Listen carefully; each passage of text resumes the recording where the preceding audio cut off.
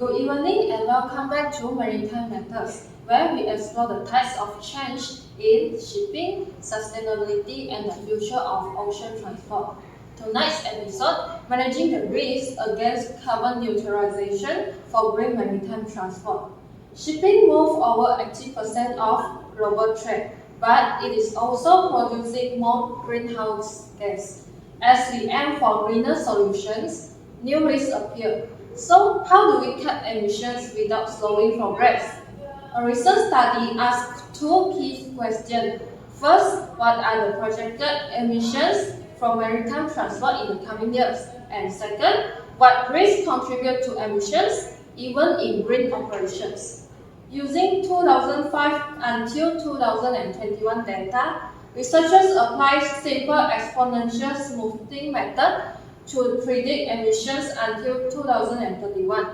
They use graph theory and matrix analysis to rank the main risks, which are burning fossil fuels, cargo volume, vessel age, long distance and speed, and routing inefficiencies. If nothing changes, emissions will keep rising, but with alternative fuels, energy efficient technology, and smarter operation, we can turn the tide. This requires teamwork among policymakers, ship operators, crew, and researchers. To help us dive deeper, I'm joined by four amazing guests. First, Dr. Chen, environmental scientist; Captain Lee, the shipmaster with 25 years at sea; Miss Lau, shipping executive from Ocean Link Global; and Miss Amy, seafarers and crew welfare advocate.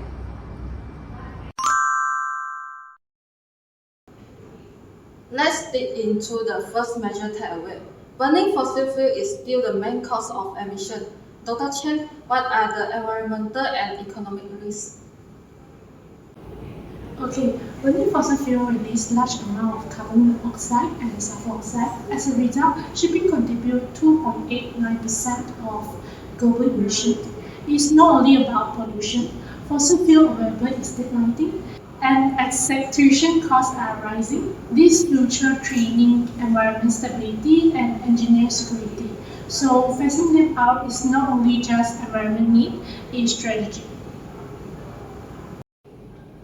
Exactly. Reaching net zero by 2050 may mean both steps like banning fossil fuel vessels early and retrofitting engines for renewable fuels.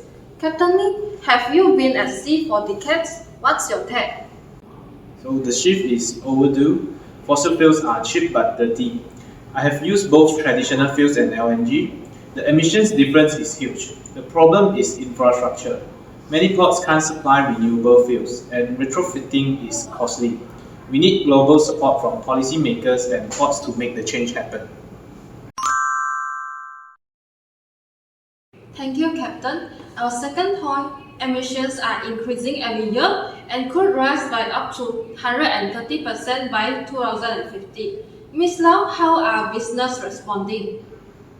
It's a serious figure but not surprising. International Maritime Organization already warned a 90 to 130% rise from 2018 levels. From companies like ours, it's both an environmental and financial risk. Look at Maersk. They aim for 50% emission cut per container by 2030 and net zero by 2040. And it's not just ethics, it's smart business, and customer and investor always want clean logistics.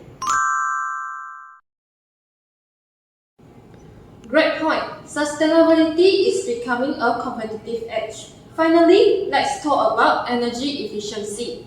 Miss Amy, how does it affect life on board? It affects us a lot. Efficient routing and smart engines save fuel, reduce noise, and make work safer. We use Ship Energy Efficiency Management Plan and the Energy Efficiency Design Index to monitor our performance and fuel use. AI and smart tech also help with navigation and port scheduling, reducing stress and improving the shore lift. Excellent. Sustainability also means better conditions for our seafarers. Dr. Chen, what technology shows the most promise? Wind assist pollution and air lubrication system and rust heat recovery are among the top. Parallel with digital tools like road change and digital twins, we can track emission without losing efficiency or safety. Powerful insights from all of you. Let's take a short break. More ahead after this. Nothing beats a Jet2 holiday. And right now, you can save £50 per person. That's £200 off for a family of 4. We've got millions of free child place holidays available, with 22 kilograms of baggage included. Book now with Jet2 Holidays. Package holidays you can trust. International protected.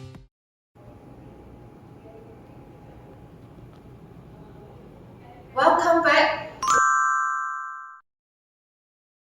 We have heard strong argument for urgent decarbonization, but there are challenges. Some say shipping's emissions are overstated because it emits less per unit per kilometer than other transport modes. Dr. Chen, does the data support this?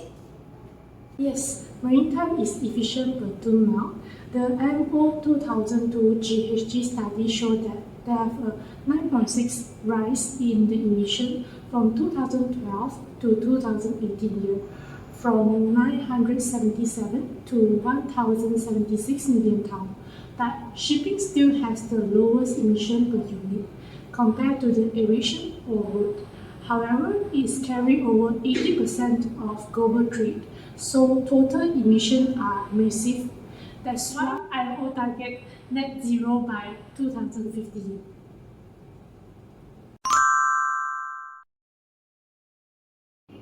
The low per unit, high total paradox. Captain Lee, do you think shipping contribution is overstated? To some extent, yes. Ships are more fuel efficient, but that's no excuse. When looked at pipeline transportation, the carbon footprint decreases continuously as it generates fewer emissions. Emissions are just one issue. There's also air and ocean pollution, like ballast water discharge. We must focus on making shipping as green as possible. Right, even if shipping is green, its skills and fuel use still impact global sustainability. Ms. Lau, how do you see this from a business view? It is a contradiction. Container shipping plays a big role in CO2 emissions, and yes, we are efficient, but it adds up globally. We are investing in lighter ship design, slow steaming, and route optimization to balance the sustainability with operations. Let's not forget, emissions are not the only risk. Ms. Annie, how do environmental and safety risks factor in? They matter a lot. Beside emission, we face oil pollution, plastic waste, and sewage discharge, all under MAPO 6 analysis. Crew safety is also key. Show that safety risks include human, equipment, environmental, and management factors. Also, the maritime safety issues such as ship collisions, accidents, fires, groundings also needs to be prevented.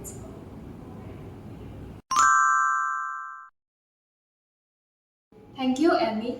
Now, the big question, alternative fuel.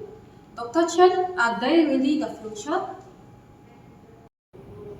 They have great potential. Hydrogen and ammonia can cut carbon dioxide by up to 100%, but biofuels are not scalable well, and different voyage need different fuel. Short term may use battery or methanol. Deep sea need LNG or biogas. Infrastructure is another barrier. For instance, biofuel may only meet 50% of demand. We need tailored solutions. There are a few experts who also warn of high cost, weak infrastructure, and market fragmentation. Captain Lee, final thought. Can alternative fuel take over soon? Not without global coordination. We need consistent policy, ready ports, and safe fuel compatibility. Safety, fuel supply, and schedules must align. Policy, practicality, and profit have to work together.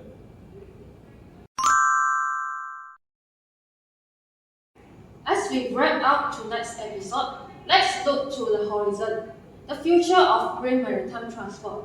The IMO's 2023 strategy has set ambitious emissions targets. Decarbonization is shifting from voluntary to regulatory, and how the industry responds, early versus late adopters, will be critical.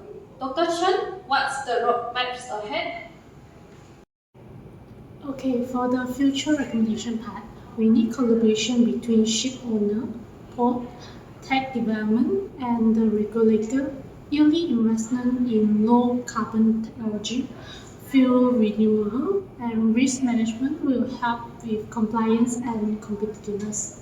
We also need more research on life cycle emission on green fuel, the cost benefit of retrofitting versus new building, and real-time risk to like AI and digital twins. A systemic view indeed. Captain Lee, how will operation evolve? Smarter operations are key now. Voyage optimization, slow steaming, and maintenance can cut emissions today. New vessels should be flexible for various fuels. Ms. Lau, how are businesses preparing? We are adding the carbon transparency to pricing so shippers can see the carbon cost, and also we choose the low emission routes and plan for stable fuel access despite geopolitical risks. Miss Annie, final word from the crew perspective. Green tech is great, but crew safety and training must adapt. Seafarers must learn AI tools, predictive maintenance, and emission dashboard. The transition must be fair for the planet and the people on board. Thank you all. A greener future depends on innovation, collaboration, and human-centered progress. As we close today's episode of Maritime Matters, one message stands out. Sustainable shipping is possible, but it demands action now. From cutting fossil fuel to using cleaner tech, the path is clear. Manage risk, embrace innovation, and work together. Thank you for joining Maritime Matters. I'm Elena. Until next time, stay informed, stay engaged, and keep sailing forward. Goodbye and safe voyage.